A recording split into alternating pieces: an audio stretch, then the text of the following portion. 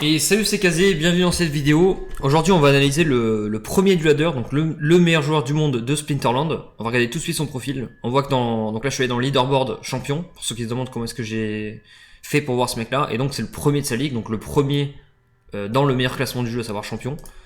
Et donc il suffit de cliquer sur son profil. On peut regarder qu'en termes de points, il a quasiment 3 millions de points. Son meilleur rang, highest rank, rang 4. C'est-à-dire quoi, il était 4ème du ladder saison dernière. Ok, là il est champion 1, donc c'est le meilleur possible. Et on peut voir qu'il a fait 992 games pour 751 victoires, donc il a vraiment un très très gros ratio de victoires. 28 victoires d'affilée. Donc on va regarder ça, View Battle, et là on peut avoir accès à son historique. Et moi ce que je vais faire, c'est que je vais juste regarder ses games. On va pas regarder les games de tournoi. Je vous ferai peut-être un autre format de tournoi. N'hésitez pas à me dire dans les commentaires si ça vous intéresse, les formats tournoi. Et hop, c'est parti. Donc on va commencer par cette première game qu'il a perdue. Donc là c'est du game, comment dire, c'est des games mais c'est à niveau très très haut niveau. Vous allez voir que les cartes elles sont level 10, elles ont pas d'effet partout. Donc on va regarder, c'est lui qu'on regarde, c'est le dragon qui joue contre le héros feu qui donne attaque range et blast. Pour moi c'est un des meilleurs héros du jeu quand on joue avec beaucoup de combats. Parce qu'en fait ça fait que tes attaques qui tapent en AOE. Donc là faut bien suivre parce que niveau attaque speed ça change un peu. Donc là il y a tous les buffs et les debuffs qui se proc. On enlève un attaque speed, on gagne 1 HP à tout le monde. Hop. Et vous avez vu que là le duel commence, on a 9 d'attaque speed et 8 ici. Donc c'est énorme. Ça commence déjà par tuer la dernière unité qui est là-bas. Avant même qu'elle joue parce qu'on a trop d'attaque speed. Là c'est le nain qui se met à jouer mais il inflige pas de dégâts à cause du bouclier divin. C'est ici, hein. Je vous rappelle qu'à très haut niveau, il y a des. Comment dire, il y a des quêtes un peu qui se font dans la game et qui vont proc des effets. Donc là, par exemple, tout le monde a bouclier divin. Et toutes les attaques range tapent les targets, donc on ne peut plus esquiver. Donc là, avec le duel de vie, c'est le dragon Nitrogen. Ça, c'est vraiment très fort, à très haut niveau. On va voir que là ça va être au contre-push de ces unités là contre triple attack speed. Par contre ils attaquent en AE. Donc là ça fait moins 5 ici, moins 2. Et là on a fini Magnor avant qu'il puisse taper le prochain coup. Cette unité est très très très très forte. Elle est extrêmement débile. Vous voyez, elle a 12 HP, elle se heal 30% HP par seconde. Elle renvoie les attaques mêlées, renvoie les attaques range et renvoie les attaques mage. C'est une carte neutre, tu peux la jouer dans toutes les classes. Et c'est quasiment obligatoire à tout niveau. Hop, je vais mettre un peu en accéléré. Donc là on voit sa burst. Lui il a du vol de vie, donc quand il tape il se régène ses HP. Et là on voit qu'avec les attaques range, c'est là que ça fait la différence. Parce qu'en fait vu qu'il les tape... en fait, faut comprendre que les unités elles tapent quasiment x2.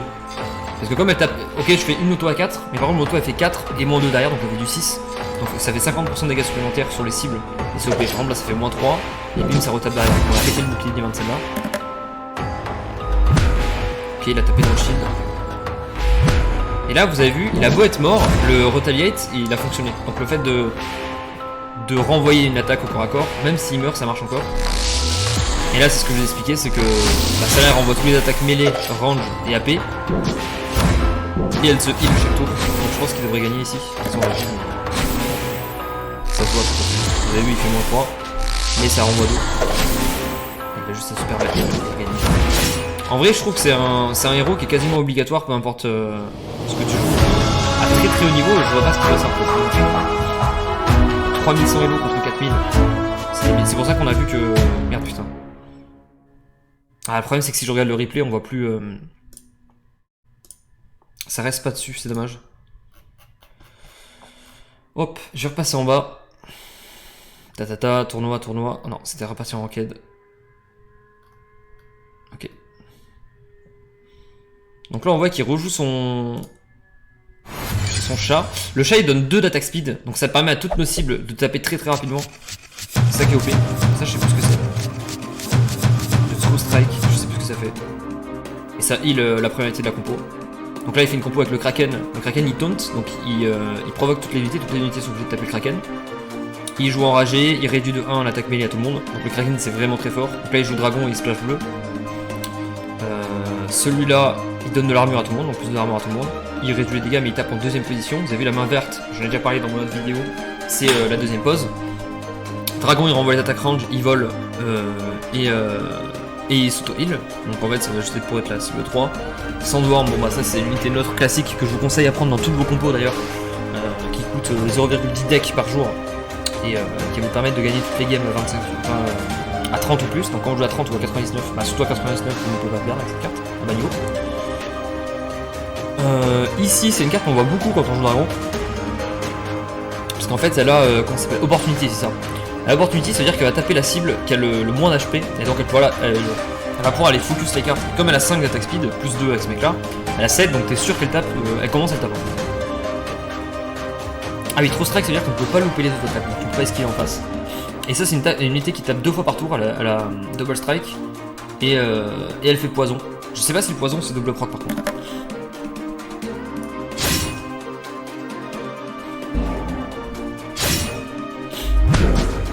on voit que ça commence à tuer direct une unité.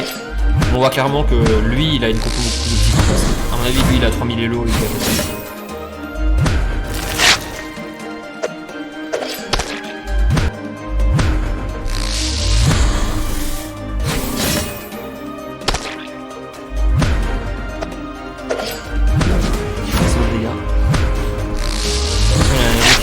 l'attaque range. C'est pas un très bon héros ça, à 99 il devrait jouer l'héros à 7. Comme mon avis l'adversaire c'est vraiment pas un mec à toutes les cartes. Hein. C'est peut-être même un mec qui loue.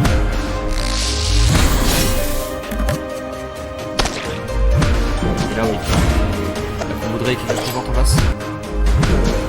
On peut pas gagner cette game. Vous voyez le mec qui gagne 260 decks alors qu'il a même pas de bonus. Hein. Enfin, il a 15% de guild, 10% mais pas de bonus de win streak, pas de bonus particulier.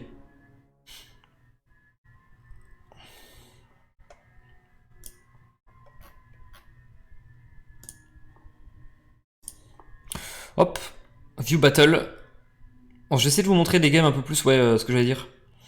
Avec des mana bas, comme ça il y a beaucoup moins d'unités, c'est beaucoup plus simple à comprendre. Donc là on a deux stratégies différentes. Il y en a un qui joue le lama. Donc le lama c'est un des meilleurs héros du jeu. C'est le héros vert qui donne... Attendez, je vais...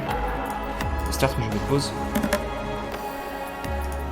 En fait quand tu joues à l'eau, il y a deux strats. Soit tu prends un héros ultra OP avec une mécanique qui est débile. Donc là par exemple vous voyez... Les ranges peuvent être utilisés en first battle. Ça veut dire que tu peux jouer totalement un range dans ta composition, et même s'il finit au corps à corps, ton range pourra taper. Donc ça change un petit peu la méta et la manière de voir le jeu. Donc, il décide de prendre ça. Le lama il donne 2 elfes, d'accord, il va le faire passer à 10. Il débuffe les unités dans la première position, donc le but c'est de débuffer après. Et ils ont la stun, ça veut dire que si c'est la seule unité qui est en vie, elle a des bonus de vie, de dégâts et d'attaque speed je crois, quand elle est blessée. Donc voilà, quand tu joues à très bas mana cap, on va dire, c'est très fort. La combo ultra OP, c'est ils sont connus, c'est soit le lama plus Kron, soit le lama plus le golem level 3 qui a le heal de base. Et en face, il prend la décision de prendre le chicken en première position. Là encore une fois, on voit qu'ils sont pas au même niveau parce qu'il y en a un qui a un chicken level 3, l'autre il a un chicken level 8. Déjà, bon, le combat de poulet, voilà. Et lui il joue Kron. Et Kron en fait, c'est une des meilleures unités vertes que vous pouvez avoir. C'est une unité légendaire. Évidemment, il a niveau 4. Mais c'est une carte en fait que vous voyez, déjà elle tape à 4 en magique, ce qui est énorme. Elle a 12 de vie, elle s'auto-heal, elle a bouclier divin, la stun, enfin, elle a vraiment des stats de fou quoi. Elle est autosuffisante. Et pour pouvoir le jouer à 12, ce qu'il fait c'est qu'il prend un héros à 2 qui donne aucun bonus et un héros à 10 qui va permettre de jouer les deux à 12. Donc c'est la strat quand vous jouez très peu, vous pouvez prendre les héros comme ça. Vous voyez les stats qu'il a avec la stand, plus 2 de dégâts, plus 6 HP. Donc j'ai l'impression qu'il gagne 50% de dégâts, d'HP et d'attaque speed en fait, c'est 50%. Et là aussi lui il a la stand qui proc, mais il va perdre le duel en fait. Donc je vais mettre en accéléré.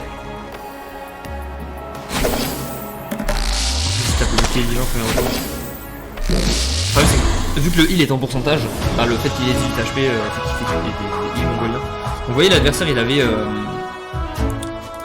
coup c'était absolument pas mon adversaire. L'adversaire il avait 3600 elo, donc c'est ce que je vous disais. En fait quand t'as... après c'est normal, si t'as 4200 forcément, si t'es le premier du ladder, tu ne peux pas jouer contre un mec qui a plus d'élo que toi, vu que c'est toi le premier. Donc forcément ça aide. Et vous voyez que même malgré ça il a 15 millions de power, hein. Donc il y en a du power en face. Hein. toute façon, ça va être très rare d'arriver à ce niveau-là sans trop avoir de power. Ouais, 971 000. 2 millions. En fait, là, je suis en train de chercher s'il n'y a pas un mec qui a très peu de cartes, genre qui a 100 000 points et qui a réussi à baiser le game. Genre, lui, c'est qui ça? Qu'est-ce qu'il fait là, lui? Qu'est-ce qu'il fait à 3200 elo alors qu'il a 14 000 points?